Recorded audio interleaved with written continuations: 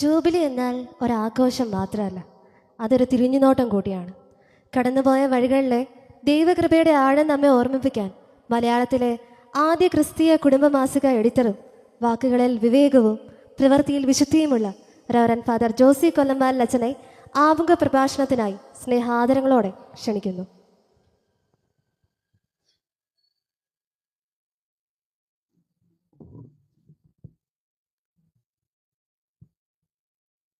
സാന്നിധ്യം കൊണ്ട് ഈ സമ്മേളനത്തെ ധന്യമാക്കുന്ന വിശിഷ്ടാതിഥികളെ, പ്രിയപ്പെട്ട വൈദികരെ, സിസ്റ്റേഴ്സ്, ഇടവകാംഗങ്ങളെ, ഭാരത കത്തോലിക്ക സഭയിലെ പുനരൈക്യ വിശ്വാസ വിപ്ലവത്തിന് തിരിതെളിക്കുകയും നേതൃത്വം നൽകുകയും ചെയ്ത CMI സഭയുടെ ഈ ചെറിയ ആശ്രമത്തിൻ്റെയും ചെറിയ ഇടവകയുടെയും വലിയ ജൂബിലി ആഘോഷിക്കുന്ന ഈ അവസരത്തിൽ ഇടവകാംഗങ്ങൾക്കും ആശ്രമാംഗങ്ങൾക്കും ഇവിടെ കൂടിയിരിക്കുന്ന എല്ലാവരുടെയും പേരിൽ ഹൃദ്യമായിട്ടുള്ള ആശംസകളും പ്രാർത്ഥനകളും ഞാൻ ആശംസിക്കുകയാണ്. ഇത് നിങ്ങൾ ഐരൂർ ആശ്രമത്തിൻ്റെയോ ഇടവകയുടെയോ മാത്രം ആഘോഷമല്ല, മറിച്ച് ഭാരത കത്തോലിക്ക സഭയുടെയും പ്രത്യേകിച്ച് സീറോ മലബാർ സഭയുടെയും CMI സഭയുടെയും മലങ്കര സഭയുടെയും ഒന്നു ചേർന്നുള്ള ആഘോഷമാണ്. ഈ ചെറിയ സ്ഥാപനത്തിൻ്റെ ഒരു ചെറിയ ലഘു ചരിത്രം ഞാൻ പറയുമ്പോൾ, പ്രിയമുള്ളവരെ, ഇതിൻ്റെ മഹത്വം, ഈ സ്ഥാപനത്തിൻ്റെ മഹത്വവും ചരിത്രവും എന്താണെന്ന് മനസ്സിലാക്കിയതിന് ശേഷം മാത്രമേ നമ്മൾ ഇതിൻ്റെ ജൂബിലി ആഘോഷിക്കാവൂ. ഈ സ്ഥാപനം നടന്നു വന്ന വഴികൾ എന്തായിരുന്നു എന്ന് അല്പം ഒന്ന് ചിന്തിച്ചാൽ മാത്രമേ ഇന്ന് നമ്മൾ ആഘോഷിക്കുന്ന ജൂബിലിയുടെ മഹത്വം എന്നും വേണ്ടുമുണ്ടെന്ന് മനസ്സിലാക്കുകയുള്ളൂ. അതുകൊണ്ട് ഞാനൊരു അല്പസമയം എടുക്കുന്നത് കൊണ്ട് നിങ്ങളെന്നോട് പിണക്കം തോന്നരുത്. ഒരു 5 മിനിറ്റ് കൂടിയാലും നിങ്ങളെന്നോട് ക്ഷമിക്കുക. കാരണം പുതിയ തലമുറ ഈ ആശ്രമത്തിൻ്റെ ചരിത്രം എന്താണെന്ന് അല്പമെങ്കിലും ഒന്ന് മനസ്സിലാക്കിയിരിക്കണം. നമുക്കറിയാം, AD 52 തോമാസ് ലീഹ ഇവിടെ വന്നു. നസ്രാണി സഭയ്ക്ക് ഇവിടെ ആരംഭം കുറിക്കപ്പെട്ടു.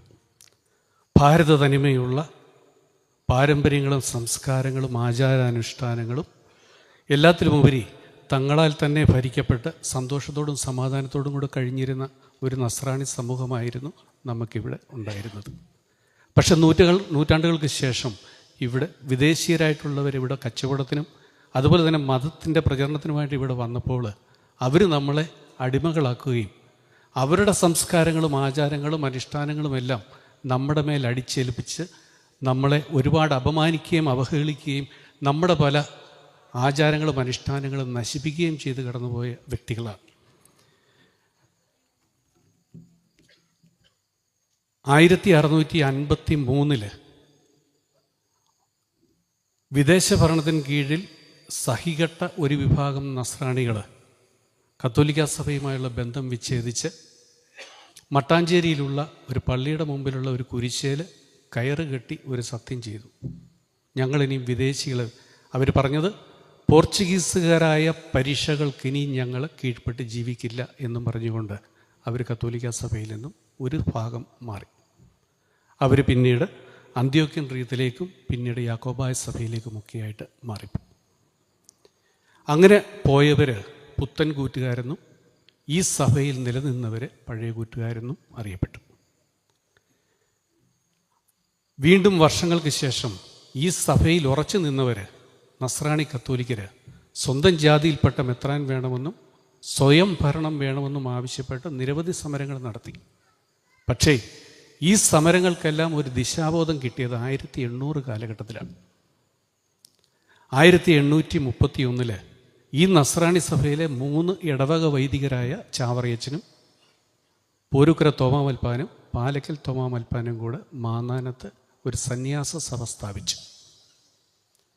അതോടുകൂടി ഈ സഭയുടെ, അന്നത്തെ നസ്രാണി സഭയുടെ ഉത്തരവാദിത്വം, ഈ സഭയെ വളർത്തുവാനും ഈ സഭയെ പരിപാലിക്കുവാനുമായിട്ടുള്ള ഉത്തരവാദിത്വം ഈ 3 പേരും ആ സന്യാസ സഭയും ഏറ്റെടുക്കുകയാണ് ചെയ്തത്. 1860 തോമസ് റോക്കോസ് എന്ന് പറയുന്ന ഒരു മെത്രാൻ മാർപ്പാപ്പായുടെ അനുവാദമില്ലാതെ കേരളത്തിൽ വരികയും ഇവിടെ ശീശ്മ പ്രചരിപ്പിക്കുകയും ചെയ്തു. അന്ന് നമുക്ക് ഏതാണ്ട് 154 പള്ളികളെ സീറോ മലബാർ സഭയ്ക്കുള്ളൂ. ഈ സഭയിൽ, ഈ നസ്രാണി സഭയിലെ ഏതാണ്ട് 3/4 പള്ളികളും ഈ ശീശ്മയുടെ പുറകിൽ പോയി. പക്ഷേ ചാവറയച്ചൻ ഈ സഭയുടെ ആദ്യത്തെ വികാരി ജനറലായി കഴിഞ്ഞപ്പോൾ അദ്ദേഹത്തിൻ്റെ ശക്തമായ നേതൃത്വം കൊണ്ട് ഈ പള്ളികളെയെല്ലാം തിരിച്ചു കൊണ്ടുവന്ന നസ്രാണി സഭയിലേക്ക് തന്നെ. അതുകൊണ്ടാണ് മുൻ മേജർ ആർച്ച് ബിഷപ്പ് കാർഡിനൽ വർക്കിവിധത്തിൽ പിതാവ് പറയുന്നത്, ചാവറയച്ചൻ്റെ നേതൃത്വവും ശക്തമായ നിലപാടുകളും ഇല്ലായിരുന്നെങ്കിൽ സീറോ മലബാർ സഭ ഇന്നില്ലാതാകുമോ അല്ലെങ്കിൽ വഴിതെറ്റിപ്പോവുകയോ ചെയ്യുമായിരുന്നുവെന്ന് അദ്ദേഹം ഒരു പ്രസ്താവന ഇറക്കുന്നുണ്ട്. അതിനുശേഷം മേലു ശീശ്മ എന്ന് പറയുന്ന ഒരു ശീശ്മ നമ്മുടെ നാട്ടിലെത്തി. അതിന് സീറോ മലബാർ സഭയുടെ 2ാമത്തെ വികാരി ജനറാളും സീമൈ സഭയുടെ 2ാമത്തെ പ്രിയോർ ജനറാളുമായിരുന്ന പോരുക്കര കുര്യാക്കോസ് ഏലിശാച്ചൻ്റെ നേതൃത്വത്തിൽ ആ ശീശ്മയും ഇവിടുന്ന് കെട്ടുകിട്ടിച്ചു. അതിനുശേഷം ഈ സഭയിലെ 7 വൈദികര്, സന്യാസ വൈദികര് സ്വയംഭരണം വേണമെന്നും ഈ സഭയ്ക്ക് സ്വന്തം മെത്രാൻ വേണമെന്നുള്ള ആവശ്യപ്പെട്ട് അതിശക്തമായിട്ടുള്ള തന്ത്രങ്ങൾ മെനയാനായിട്ട് തുടങ്ങി. ആ കാലഘട്ടത്തിൽ നമ്മുടെ സീറോ മലബാർ സഭയ്ക്ക് രൂപതകളോ അരമനകളോ ഇല്ല. അന്നത്തെ ഉണ്ടായിരുന്ന മാന്നാനം, പുളുങ്ങുന്ന, വാഴക്കുളം, എൽത്തുരുത്ത് തുടങ്ങിയ ആശ്രമങ്ങളായിരുന്നു അന്ന് സീറോ മലബാർ സഭയുടെ അരമനകളായിട്ട് പ്രവർത്തിച്ചിരുന്നത്. ഇവിടെ ഈ 7 വൈദികർ കൂടി അവിടെയുള്ള ആൾക്കാരെ മുഴുവൻ, നസ്രാണികളെ മുഴുവനും ഒന്നിച്ചു കൂട്ടിയിട്ട് സ്വന്തം മെത്രാന് വേണ്ടിയിട്ടും സ്വന്തം ജാതിയിൽപ്പെട്ട മെത്രാന് വേണ്ടിയിട്ടും സ്വയംഭരണത്തിന് വേണ്ടിയിട്ടുമുള്ള തന്ത്രങ്ങൾ മെനഞ്ഞു. അങ്ങനെ അവസാനം അവർ വലിയൊരു മഹാഹർജി തയ്യാറാക്കി മാർപ്പാപ്പായ്ക്കും അതുപോലെ തന്നെ മറ്റ് മെത്രാന്മാർക്ക് വായിച്ചു.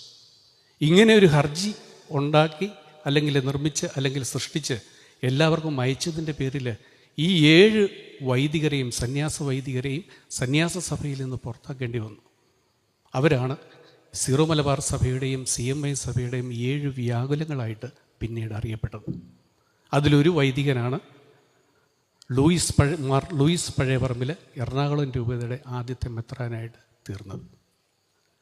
അതിനുശേഷം ഇവരുടെ ഈ ഹർജി ലഭിച്ചതിന് ശേഷം മാർപ്പാപ്പായ്ക്ക് മനസ്സിലായി ഇവിടെ എന്തോ വലിയ പ്രശ്നങ്ങൾ സംഭവിക്കുന്നുണ്ട്. അതുകൊണ്ട് ഈ പ്രശ്നങ്ങൾ പഠിക്കാനായിട്ട് അന്നത്തെ ബോംബെയിലെ അപ്പസ്തോലിക് ഡെലഗേറ്റായിരുന്ന മൊയ്റീൻ പിതാവിനെ, ബിഷപ്പിനെ ഈ കേരളത്തിലേക്ക് വിടുന്ന ചരിത്രമൊക്കെ നമുക്കറിയാം. അദ്ദേഹം ഇവിടെ വന്നു തൻ്റെ പഠനത്തിന് വേണ്ടിയിട്ട് താൻ ആസ്ഥാനമാക്കിയത് മാന്നാനം കൊവേന്തയാണ്. മാന്നാനം ആശ്രമത്തിൽ അദ്ദേഹം ഒരു മഹായോഗം, മാന്നാനം സൂനകദോസ്, 5 ദിവസത്തോളം നീണ്ടുനിന്ന സൂനകദോസ് വിളിച്ചു കൂട്ടുകയും ഇവിടുത്തെ പ്രശ്നങ്ങൾ മുഴുവൻ പഠിക്കുകയും ചെയ്തു.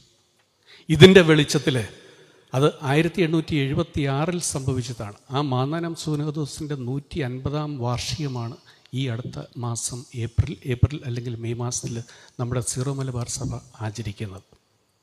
പ്രിയമുള്ളവരെ, ഇതിൻ്റെ എല്ലാം വെളിച്ചത്തിൽ 1887 നമ്മുടെ നസ്രാണി സഭയ്ക്ക് 2 രൂപതകൾ അനുവദിച്ചു. ഒന്ന് ചങ്ങനാശ്ശേരി രൂപതയും 2ാമതൊന്ന് തൃശ്ശൂർ രൂപതയും. ചങ്ങനാശ്ശേരി രൂപതയുടെ സ്ഥാപനത്തിൻ്റെ നിയമനപത്രം മാന്നാനത്തേക്കാണ് വന്നത്. ഈ ചങ്ങനാശ്ശേരി അതിരൂപതയുടെ സ്ഥാപനം നടക്കുന്നതും ആദ്യത്തെ മെത്രാനെ സ്വീകരിക്കുന്നതും മാന്നാനത്താണ്. ഈ ചരിത്രങ്ങളെല്ലാം നമുക്കറിയാവുന്നതാണ്. പ്രിയമുള്ളവരെ, ഇതിന് ശേഷം 1887 ശേഷം ഈ CMI സഭയിലെ വൈദികർ തെക്കൻ മിഷനിലേക്കും ഹൈറേഞ്ചിലേക്കും മലബാറിലേക്കും വടക്കൻ മിഷനുകളിലേക്കുമെല്ലാം യാത്രയായി. ഈ CMI സഭയ്ക്ക് ഏതാണ്ട് 6-7 ലക്ഷ്യങ്ങളുണ്ട് ഇതിൻ്റെ സ്ഥാപനത്തിന് വേണ്ടിയിട്ട്. വിദ്യാഭ്യാസ പ്രവർത്തനം, അജപാലനം, മിഷൻ പ്രവർത്തനം, സാമൂഹിക പ്രവർത്തനം, ഇതിനെല്ലാം ഉപരി അധകൃതോദ്ധാരണവും അതുപോലെ തന്നെ ഭിന്നിക്കപ്പെട്ടവരെ ഒന്നിച്ചു ചേർക്കുക എന്നുള്ളൊരു ദൗത്യവും ഈ സഭയ്ക്കുണ്ടായിരുന്നു. അതായത് ഈ കത്തോലിക്ക സഭയിൽ നിന്നും നസ്രാണി സഭയിൽ നിന്നും ഭിന്നിച്ചു പോയ ആൾക്കാരെ ഒന്നിച്ചു കൂട്ടുവാനായിട്ടുള്ള ഒരു വലിയ ദൗത്യം ഈ സഭയ്ക്ക് ഉണ്ടായിരുന്നു. ഇത് ഈ ഭിന്നിക്കപ്പെട്ടു പോയവരെ ഒന്നിച്ചു കൂട്ടുവാനായിട്ട് ഏറ്റവും ആദ്യം താല്പര്യമെടുത്തതും മുൻകൈ എടുത്തതും വിശുദ്ധ ചാവറയച്ചൻ തന്നെയാണ്. നമ്മുടെ മലങ്കര സഭയിലെ മുൻ മെത്രാനായിരുന്ന ബെസേലിയസ് പിതാവ് ഇങ്ങനെ പറയുന്നുണ്ട്: പുനരൈക്യ പ്രസ്ഥാനത്തിന് ഏറ്റവും ആദ്യം മുൻകൈ എടുത്തതും അതിനുവേണ്ടി അഹോരാത്രം പരിശ്രമിച്ചതും വിശുദ്ധ ചാവറയച്ചൻ തന്നെയാണ്. ഒരു തൊഴുത്തും ഒരു ആട്ടിടയനും എന്നുള്ള കർത്താവിൻ്റെ വചനങ്ങളെ അദ്ദേഹം ശിരസാവഹിച്ച് ആത്മാർത്ഥമായിട്ട് ഇതിനു വേണ്ടി പരിശ്രമിച്ചു. ചാവറയച്ചൻ്റെ എഴുത്തുകളിലൂടെ യാത്ര ചെയ്യുകയാണെങ്കിൽ നമുക്ക് ചില സത്യങ്ങൾ മനസ്സിലാവും. അദ്ദേഹം ആഗ്രഹിച്ച ഒരു കാര്യം അദ്ദേഹം എഴുത്തിലൂടെ മാർപ്പാപ്പയെ അറിയിക്കുന്നുണ്ട്, മാർപ്പാപ്പ തിരുമനസ്സെ, അങ്ങ് ഇവിടെ 2 മെത്രാന്മാരെ നിയമിക്കുക, ഒന്ന് ലത്തീൻകാർക്കും ഒന്ന് സീറോ മലബാറുകാർക്കും അല്ലെങ്കിൽ നസ്രാണി കത്തോലിക്കർക്കും വേണ്ടി 2 മെത്രാന്മാരെ അങ്ങ് സ്ഥാപിക്കുക. കാരണം അങ്ങനെയാണെങ്കിൽ ഇവിടുത്തെ പ്രശ്നങ്ങൾ മുഴുവൻ തീരും. മാത്രമല്ല, ഞങ്ങളുടെ രക്തസംബന്ധികളായിട്ടുള്ള പലരും യാക്കോബായ സഭയിലുണ്ട്, അവരും തിരിച്ചു വരാനായിട്ട് ഇടയാകും. അതുപോലെ തന്നെ കുർബാനയ്ക്ക് ഉപയോഗിക്കേണ്ട അപ്പം, അതുപോലെ തന്നെ വിവാഹിതരായിട്ടുള്ള യാക്കോബായ വൈദികർ നസ്രാണി സഭയിലേക്ക് തിരിച്ചു വരികയാണെങ്കിൽ അവരുടെ ജീവിതവും രീതികളും എങ്ങനെയായിരിക്കണം, തിരുവസ്ത്രം ഉപയോഗിക്കേണ്ടത് എങ്ങനെയായിരിക്കണം, ഇങ്ങനെയുള്ള ഒരു 100 കൂട്ടം കാര്യങ്ങളെപ്പറ്റി ചാവറയച്ചൻ ആലോചന നടത്തുന്ന എഴുത്തുകൾ നമുക്ക് ചാവറയച്ചൻ്റെ ചരിത്രത്തിലൂടെ കാണാനായിട്ട് സാധിക്കും.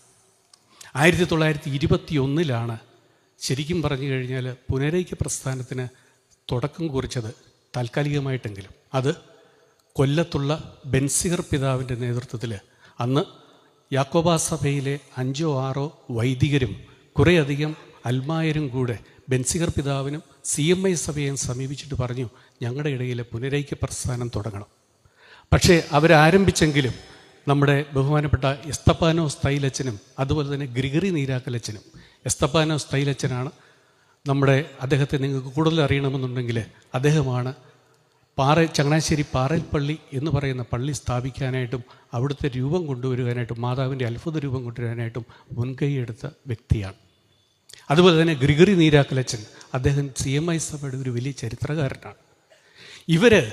ഇവിടെ പ്രവർത്തനം തുടങ്ങിക്കഴിഞ്ഞപ്പോൾ ഇവർക്ക് മനസ്സിലായി, തങ്ങൾ എത്രയെല്ലാം പ്രവർത്തിച്ചാലും അതുകൊണ്ട് ഒരു ഫലവും ഉണ്ടാകില്ല. കാരണം നമ്മുടെ സീറോ മലബാർ സഭയ്ക്ക് അനുവദിച്ചു തന്നിരുന്ന പ്രവർത്തന മേഖല എന്ന് പറഞ്ഞു കഴിഞ്ഞാൽ ഭാരതപ്പുഴയ്ക്കും പമ്പയാറിനും ഇടയ്ക്ക് മാത്രമേ ഉള്ളൂ.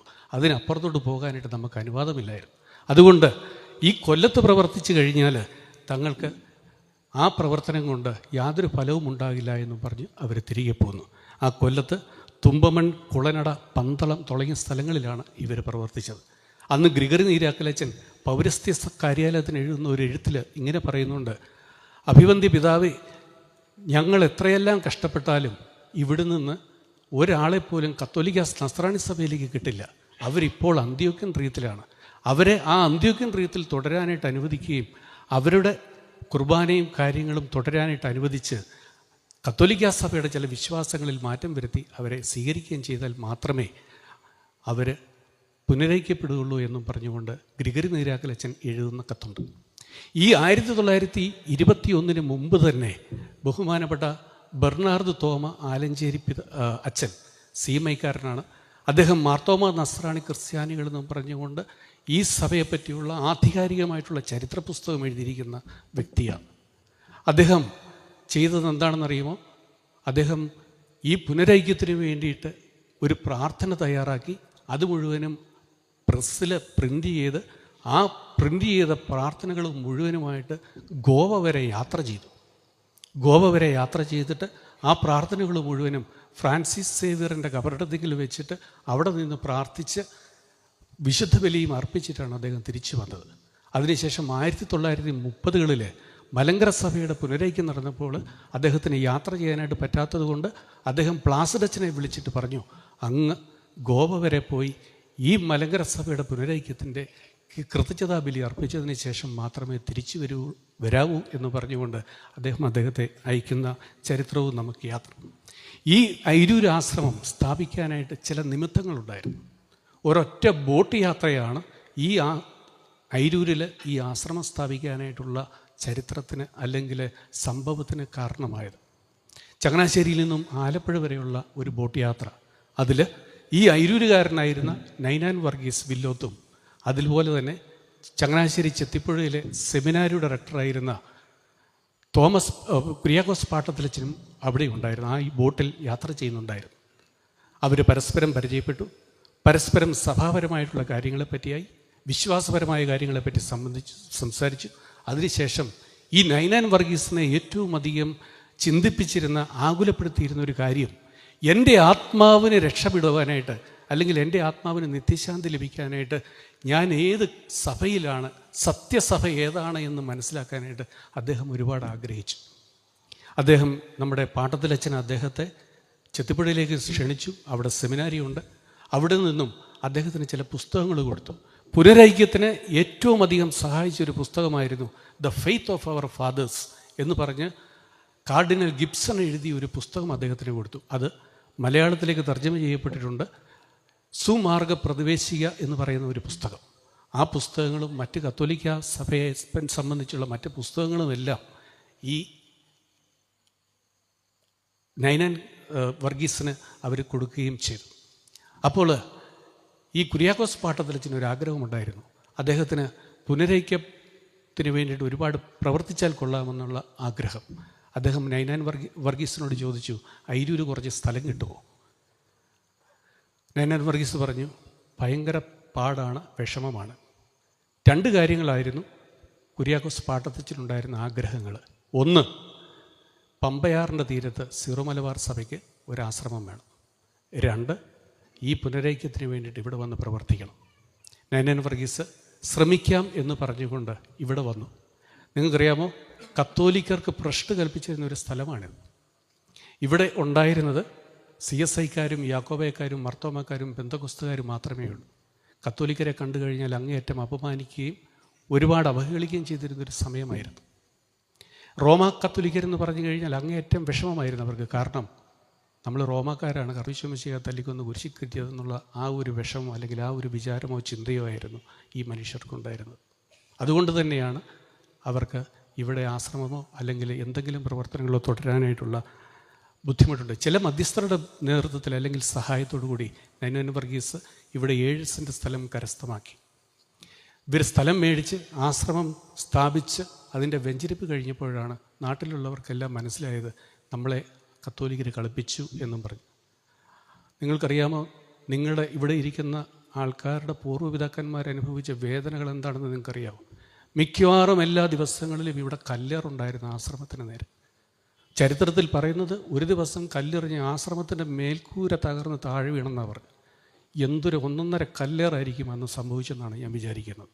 അതുപോലെ തന്നെ ഇവിടെ മൃതസംസ്കാരങ്ങൾ നടത്താനായിട്ട് അനുവാദമില്ലായിരുന്നു. അതുപോലെ കൂതാശകൾ എന്തെങ്കിലും നടത്താനായിട്ട് ഇവിടെ അനുവാദമില്ലായിരുന്നു. എന്തെങ്കിലും നടത്തി കഴിഞ്ഞാൽ ഉടനെ തന്നെ സർക്കാരിലേക്കോ പോലീസിലേക്കോ കോടതിയിലേക്കോ ഒക്കെ പോകുന്ന ഒരു ചിത്രമായിരുന്നു ഇവിടെ ഉണ്ടായിരുന്നു. പക്ഷേ ഈ അവസരത്തിൽ ഒരുപാട് പേര് നൈനാൻ വർഗീസിനെ ഭീഷണിപ്പെടുത്തിയിട്ടുണ്ട്. അപ്പോൾ ആ നൈനാൻ വർഗീസ് പറയുമായിരുന്നു, നിങ്ങൾ എന്നെ തുണ്ടം തുണ്ടമായിട്ട് കഷണങ്ങളാക്കിയാലും ശരി, ഞാനതിൽ സന്തോഷിക്കുകയുള്ളൂ. കാരണം പുനരൈക്യപ്പെട്ടവരുടെ ഇടയിലെ ആദ്യത്തെ രക്തസാക്ഷിയായിട്ട് മരിക്കാനായിട്ട് എനിക്ക് കർത്താവ് കൃപ തരും എന്നാണ്. ആ ഒരു അവസരത്തിൽ തന്നെ നൈനാൻ വർഗീസും 25 കുടുംബങ്ങളും കൂടെ കത്തോലിക്ക സഭയിലേക്ക് പ്രവേശിച്ചു. അവരുടെ പിൻതലമുറക്കാരാണ് ഇവിടെ ഇരിക്കുന്ന നിങ്ങൾ ഓരോരുത്തരും. ഈ അയിരൂർ ആശ്രമത്തിൻ്റെ പ്രത്യേകത അല്ലെങ്കിൽ പുനരൈക്യത്തിൻ്റെ പ്രത്യേകത നിങ്ങൾ ശരിക്കും മനസ്സിലാക്കിക്കൊള്ളുക. നിങ്ങൾ മലങ്കര സഭയിലേക്കല്ല പുനരൈക്യപ്പെട്ടത്, നിങ്ങൾ നസ്രാണി സഭയിലേക്കാണ്, കത്തോലിക്ക സഭയിലേക്കാണ് പുനരൈക്യപ്പെട്ടത്. അതായത് ഭാരത കത്തോലിക്ക സഭയിലെ ആദ്യത്തെ പുനരൈക്യം നടക്കുന്നത് ഇവിടെയാണ്. ആ ഒരു മഹത്വവും ആ ഒരു ചരിത്രവും എൻ്റെ പ്രിയപ്പെട്ട സഹോദരി സഹോദരങ്ങളെ നിങ്ങൾ നിങ്ങളുടെ കുഞ്ഞുമക്കൾക്ക് പറഞ്ഞു കൊടുക്കണം. അതാണ് ഈ സഭയുടെ ചരിത്രം, അല്ലെങ്കിൽ ഇവിടുത്തെ ഈ ഒരു ആശ്രമത്തിൻ്റെ മഹത്വവും അല്ലെങ്കിൽ ഈ ജൂബിലി ആഘോഷിക്കുമ്പോൾ നമ്മൾ മനസ്സിലാക്കേണ്ട ചരിത്രം. ഇവിടെ കടന്നുപോയിട്ടുള്ള മഹാന്മാരെ പറ്റി നിങ്ങളോട് ചെറുതായിട്ട് ഞാൻ പറയുകയാണ്. ബഹുമാനപ്പെട്ട പ്ലാസിഡച്ചൻ കാനോൻ ലോയിലും തത്വശാസ്ത്രത്തിലും ദൈവശാസ്ത്രത്തിലും ഡോക്ടറേറ്റ് എടുത്ത മനുഷ്യനാണ്. മലങ്കര സഭയുടെ കാനോൻ നിയമം ഉണ്ടാക്കി കൊടുത്ത മനുഷ്യനാണ്. ബദനി സഭയുടെ നിയമാവലിയും ഡയറക്ടറിയും ഉണ്ടാക്കി കൊടുത്തിരിക്കുന്ന മനുഷ്യനാണ് ഈ പ്ലാസിഡച്ചൻ. പ്ലാസിഡച്ചൻ എവിടെയെല്ലാം പുനരൈക്യ പ്രവർത്തനങ്ങൾ നടക്കുന്നു അവിടെയെല്ലാം പോയിട്ട് അവർക്ക് ക്ലാസ്സുകൾ എടുക്കുകയും അതുപോലെ തന്നെ പുനരൈക്യപ്പെട്ട വൈദികരെ അന്ന് ചെത്തിപ്പുഴയിലുണ്ടായിരുന്ന സെമിനാരിയിൽ കൊണ്ടുപോയിട്ട് കത്തോലിക്ക സഭയെപ്പറ്റി പഠിപ്പിക്കാനായിട്ടും അവർക്ക് വേണ്ട കാര്യങ്ങളെല്ലാം ചെയ്തു കൊടുക്കാനായിട്ടും ഏറ്റവും അധികം താല്പര്യമെടുത്ത വ്യക്തിയാണ് ബഹുമാനപ്പെട്ട പ്ലാസിഡച്ചൻ. അതുപോലെ തന്നെ ബെർണാർഡ് അച്ഛനെ പറ്റി ഞാൻ പറഞ്ഞു. റോമിയോ തോമസ് അച്ഛൻ ഉണ്ടായിരുന്നു. റോമിയോ തോമസ് അച്ഛൻ അന്ന് SB കോളേജിലെ പ്രിൻസിപ്പാളാണ്. നിങ്ങൾ ഓർത്തുകൊള്ളുക, SB കോളേജിലെ ഒരു ഉയർന്ന പ്രിൻസിപ്പാൾ CMIക്കാരനാണ്. അദ്ദേഹം പല തവണ ലേഖനങ്ങൾ എഴുതുകയും എവിടെയെല്ലാം പുനരൈക്യങ്ങൾ നടക്കുന്നു അവിടെയെല്ലാം പോയി പ്രസംഗിക്കുകയും ചെയ്തിട്ടുള്ള മനുഷ്യനാണ്.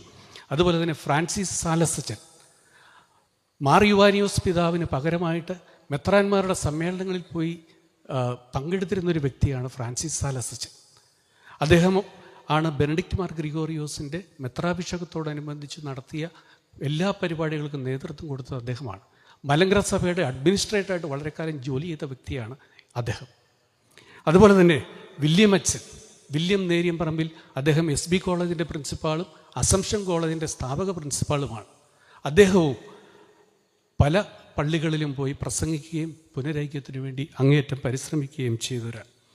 പ്രിയമുള്ളവരെ, ഈ കത്തോലിക്കാ സഭയിൽ ചേർന്നതിന് ശേഷം മാത്രമേ ഞാൻ മരിക്കാവൂ എന്നാഗ്രഹിച്ച ഒരു വ്യക്തിയാണ് നൈനാൻ വർഗീസ്. ഈ സ്റ്റേജിൻ്റെ പുറകിലായിട്ടാണ്, എൻ്റെ അറിവ് ശരിയാണെങ്കിൽ ഈ സ്റ്റേജിൻ്റെ പുറകിലായിട്ടാണ് ആദ്യം അദ്ദേഹത്തെ അടക്കിയിരുന്നത്. ഈ സ്റ്റേജ് നിർമ്മിക്കുന്ന അവസരത്തിൽ അദ്ദേഹത്തിൻ്റെ ഭൗതികാവശിഷ്ടം ഇവിടുന്ന് മാറ്റുമ്പോൾ അദ്ദേഹത്തിൻ്റെ മകൻ ആ ഭൗതികാവശിഷ്ടം പ്രത്യേകിച്ചൊന്നും കിട്ടിയില്ല. ഒരു കൊന്തയുടെ കഷ്ണവും അദ്ദേഹത്തിൻ്റെ കയ്യിൽ പിടിപ്പിച്ചിരുന്ന കുരിശ് മാത്രമേ കിട്ടിയുള്ളൂ എന്നാണ് ഞാൻ കേൾക്കുന്നത്. അദ്ദേഹം അതും എടുത്തുകൊണ്ട് വീട്ടിൽ ചെന്നു. അന്ന് നൈനാൻ വർഗീസിൻ്റെ പ്രിയ ഭാര്യ അസുഖം ബാധിച്ച് കിടക്കുകയാണ്. ആ മകൻ അവിടെ നിന്നുകൊണ്ടൊരു കാര്യം പറഞ്ഞു. എൻ്റെ അപ്പൻ, അതായത് നൈനാൻ വർഗീസ് ഇന്ന് സ്വർഗത്തിലാണെങ്കിൽ എൻ്റെ അമ്മ ഇപ്പം മരിക്കണമെന്ന് പറഞ്ഞു. ആ സെക്കൻഡിൽ തന്നെ ആ അമ്മ മരിച്ചു. അതിനുശേഷം ഈ ഭൗതികാവശിഷ്ടം നമ്മുടെ സെമിത്തേരിയിൽ അടക്കം ചെയ്യുകയും ചെയ്തു. അദ്ദേഹം മരണത്തിന് മുമ്പ് പറഞ്ഞ ചില കാര്യങ്ങൾ ഞാൻ നിങ്ങളോട് പറയുകയാണ്. അദ്ദേഹം പറയുന്നു, ഞാൻ എൻ്റെ ജീവിതത്തിൽ എന്താഗ്രഹിച്ചോ അതെൻ്റെ ആത്മാവിൻ്റെ രക്ഷയാണ്. അത് സാധിച്ചത് കത്തോലിക്ക സഭ മുഖേനയാണ് എന്ന് എനിക്ക് നിസ്സംശയം പറയാനായിട്ട് സാധിക്കും. എന്നിട്ട് അദ്ദേഹം പറയുന്നുണ്ട്, ലോകമേ നീ സമാധാനത്തിൽ വസിക്കുക, കാരണം ഈ പ്രപഞ്ചത്തിൻ്റെ അപ്പുറത്തേക്ക് എൻ്റെ ആത്മാവ് പോവുകയാണ്.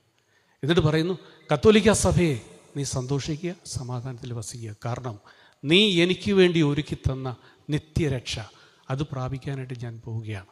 എന്നിട്ട് അദ്ദേഹം പറയുന്നുണ്ട്, ഈ കത്തോലിക്ക സഭയിലെ സകല വിശുദ്ധരുമേ നിങ്ങൾ എൻ്റെ ആത്മാവിന് വേണ്ടി പ്രാർത്ഥിക്കുക, കാരണം ഞാൻ ആഗ്രഹിച്ച ആ നിത്യരക്ഷ പ്രാപിക്കാനായിട്ട് ഞാൻ പോവുകയാണ്.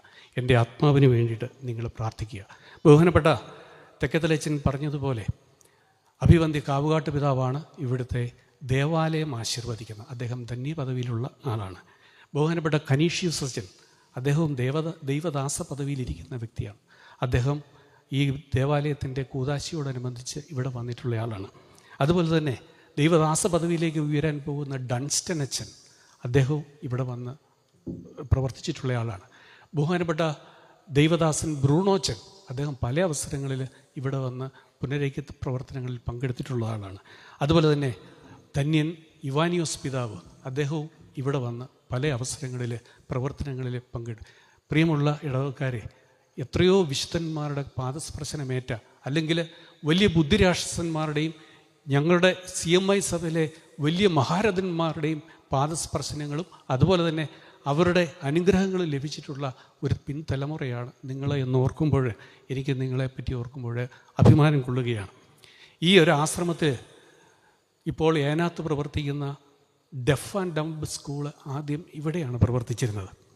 ഇവിടെ ഒരു സെമിനാരി പ്രവർത്തിച്ചിരുന്നു. ബഹുമാനപ്പെട്ട പ്രൊവിൻഷ്യലച്ചൻ ആൻ്റണി ഇളന്തോട്ടച്ചൻ ഇവിടെ പഠിച്ചിട്ടുള്ള വ്യക്തിയാണ്. ഈ സെമിനാരിയിൽ ഇവിടെ പഠിച്ചിട്ടുള്ള വ്യക്തിയാണ്. ഇത് ഒരു ധ്യാന കേന്ദ്രമായിരുന്നു. പല പ്രാവശ്യം ഇവിടെ തൊഴിൽ പരിശീലന പരിപാടികൾ നടന്നിട്ടുണ്ട്.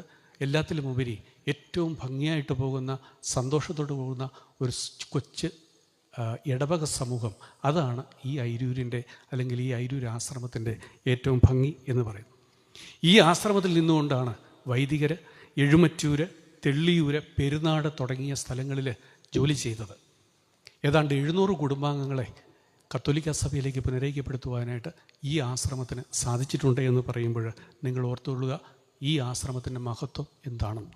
മാന്നാനം, പുതുപ്പള്ളി, ചെത്തിപ്പുഴ ആശ്രമങ്ങളിലെല്ലാം പുനരൈക്യ പ്രസ്ഥാനത്തിന് വേണ്ടിയിട്ട് അങ്ങേയറ്റം പരിശ്രമിച്ചിട്ടുള്ള ആശ്രമങ്ങളാണ്.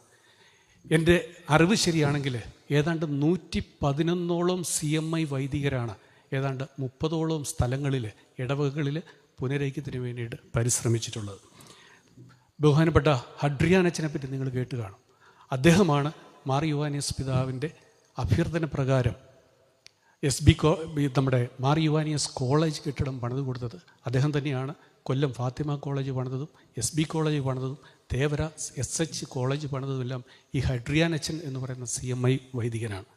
പ്രിയമുള്ളവരെ, 1930 ശരിക്കും പറഞ്ഞു കഴിഞ്ഞാൽ മാർ യുവാനിയസിൻ്റെ നേതൃത്വത്തിൽ പുനരൈക്യ പരിപാടികൾ നടക്കുന്നത്.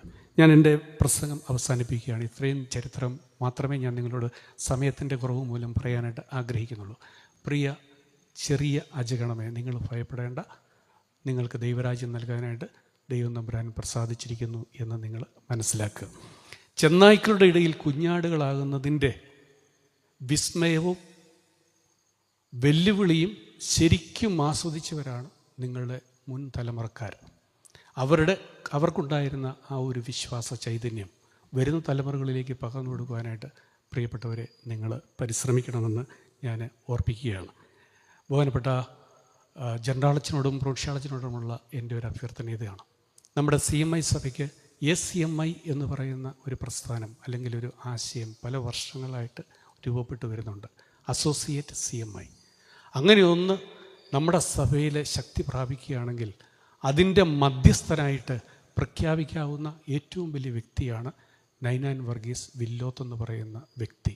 കാരണം നമുക്കിവിടെ ആശ്രമം സ്ഥാപിക്കുവാനും ഏതാണ്ട് 6 വർഷത്തോളം പുനരൈക്യത്തിന് വേണ്ടി പരിശ്രമിക്കുകയും ശക്തമായിട്ട് 25 കുടുംബങ്ങളെ കത്തോലിക്ക സഭയിലേക്ക് പുനരൈക്യപ്പെടുത്തുകയും ചെയ്ത ആ വ്യക്തി ഇതിൽ പരം വേറെ ആർക്കാണ് ആ ഒരു സ്ഥാനം കൊടുക്കാനായിട്ട് സാധിക്കുക?